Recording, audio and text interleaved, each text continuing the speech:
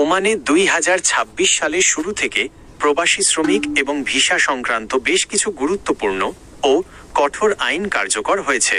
আপনি যদি ওমান বা মধ্যপ্রাচ্যের অন্যান্য দেশ যেমন কুয়েত বা দুবাই UAE থেকে ওমান যাওয়ার পরিকল্পনা করেন, তবে নিচের আপডেটগুলো জেনে রাখা জরুরি।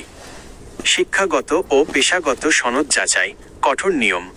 2026 সালের জানুয়ারি থেকে ওমান সরকার প্রবাসী কর্মীদের জন্য প্রাক প্রবেশ যোগ্যতা যাচাই কোয়ালিফিকেশন চেক বাধ্যতামূলক করেছে। নিয়ম: ইঞ্জিনিয়ারিং, লজিস্টিক্স এবং অ্যাকাউন্টিংয়ের মতো গুরুত্বপূর্ণ পেশায় যারা ওমানে কাজ করতে চান, তাদের ওমানে পৌঁছানোর আগেই নিজ নিজ দেশের শিক্ষাগত সনদ এবং পেশাগত দক্ষতা যাচাই করিয়ে নিতে হবে।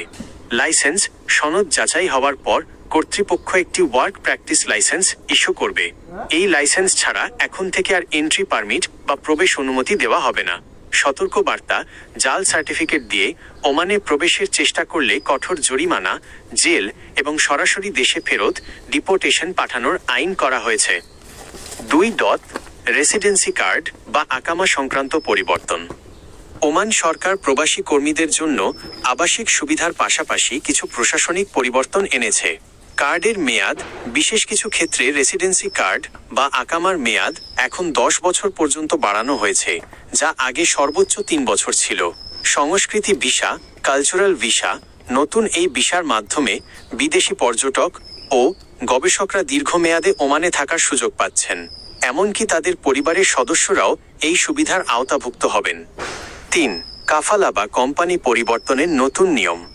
2025-26 সালের নতুন শ্রম আইন অনুযায়ী প্রবাসী শ্রমিকদের কর্মক্ষেত্র পরিবর্তনের কিছুটা সুযোগ দেওয়া হয়েছে। যদি কোনো নিয়োগকর্তা কফিল ওয়ার্ক পারমিট নবায়নের 30 দিনের মধ্যে কর্মসংস্থান চুক্তি কন্ট্রাক্ট নিবন্ধন না করেন, তবে সেই কর্মী চাইলে মালিকের অনুমতি ছাড়াই কোম্পানি বা মালিক পরিবর্তনের সুযোগ পাবেন। 4. ওমানাইজেশন বা কর্মসংস্থান কোটা। ওমান সরকার স্থানীয়দের কর্মসংস্থান নিশ্চিত করতে প্রবাসীদের জন্য নির্দিষ্ট কিছু পেশা, যেমন ড্রাইভিং, HR, অ্যাডমিন সম্পূর্ণ নিষিদ্ধ করেছে। বর্তমানে প্রায় 200-এর বেশি পেশা কেবল ওমানি নাগরিকদের জন্য সংরক্ষিত। 5. ভিসা ফি এবং জরিমানা। বিলম্ব জরিমানা: ওমানি আইডি বা রেসিডেন্সি কার্ড মেয়াদ শেষ হওয়ার 30 দিনের মধ্যে নবায়ন করতে হবে। দেরি করলে প্রতি মাসে নির্দিষ্ট হারে জরিমানার বিধান রাখা হয়েছে।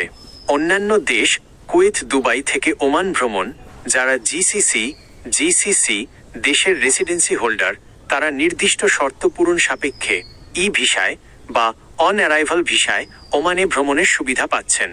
তবে কাজের ভিসার ক্ষেত্রে আগের চেয়ে অনেক বেশি কড়াকড়ি করা হয়েছে। আমি কি আপনার জন্য কোনো নির্দিষ্ট পেশার নিষিদ্ধ তালিকা বা ওমানি ভিসার আবেদন প্রক্রিয়া সম্পর্কে